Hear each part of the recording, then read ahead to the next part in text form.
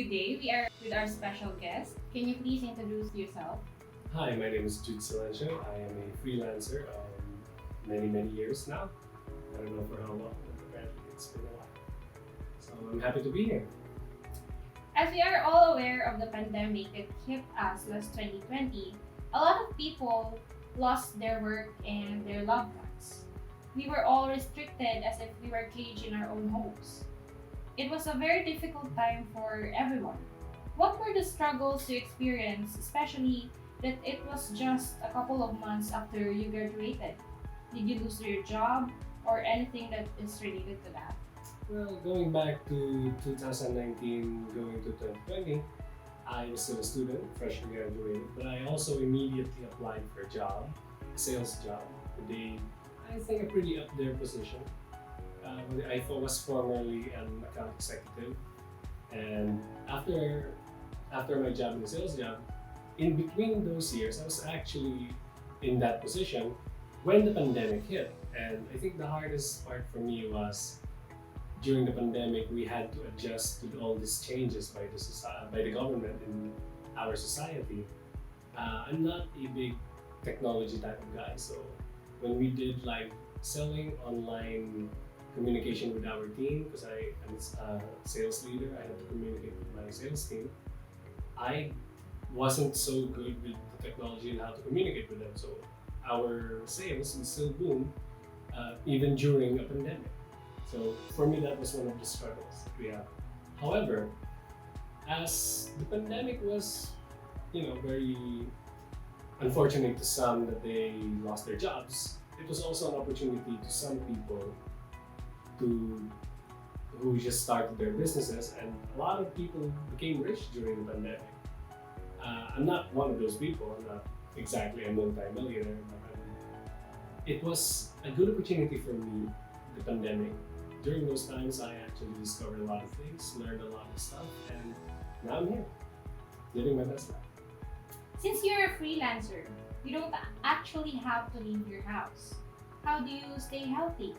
Do you have a hectic schedule? Do you still have time to go out with your friends? How do you manage your time? When it comes to the schedule, there's actually a misconception throughout the masses that when they say that you're a freelancer and a person who works from home, a lot of people believe that it's the same thing, but it's not actually. I'm a freelancer, I'm not a work from home person, meaning I don't have a strict schedule on how I work. As a freelancer, I get to communicate with my clients in which we will discuss the working patterns, working schedules. Do I have to work how much hours in a day? Do I have to do this by the week? As a freelancer, I get to finish my job as long as it's within the day or within the week. It doesn't actually matter. I don't have a deadline. But if you're working as a work from home employee, I think it's a little bit harder because you have a strict time. You still have to work for 8 to a 9-hour shift. You're basically the same as working for a company, except you get to do it in your own. And when it comes to my health, which is actually, I think, one of the greatest things that affects people who work from home, people who are freelancers, because we just sit in our computers all day. Health is one of the problems because we also get to order food nowadays. Food Panda is so easy to access right now, Grab. So staying healthy is definitely a challenge, and I did a lot of research with learning with nutrition and just home exercises for the most part. Consistency is the best key of all of that. So, do you still have time to go out with your friends? For the most part, actually, that's the part that I enjoy about being a freelancer. I get to go out with my friends, we get to watch movies, maybe go traveling. It's part of the good things of being a freelancer.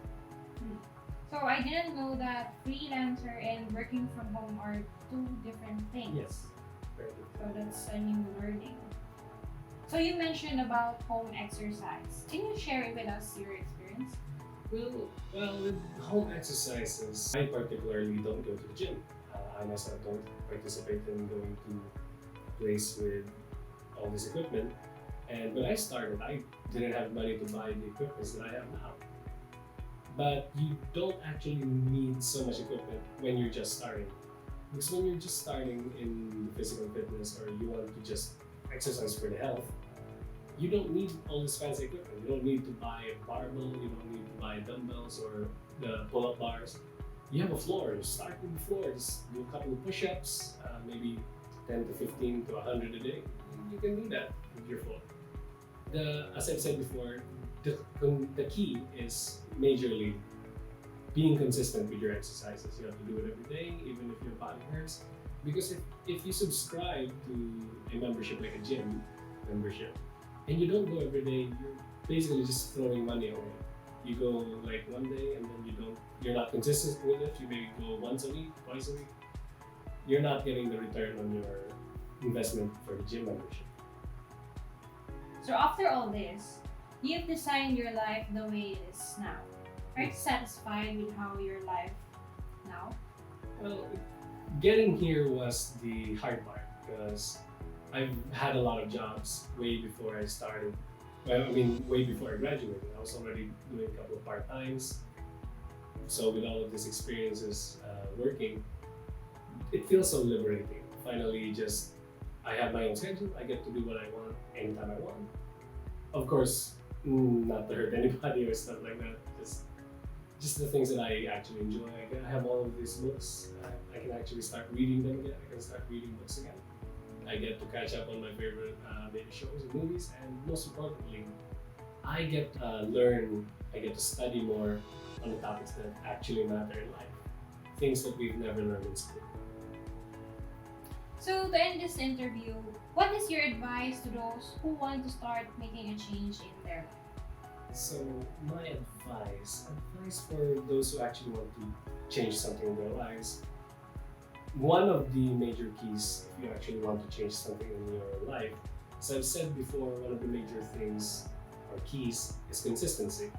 If you actually want to have that beach body you're preparing for summer, you start working out every day. You start maybe, if you don't know how to exercise, we have Google now, we have YouTube now. You can just search it up, look it up, how to get fit.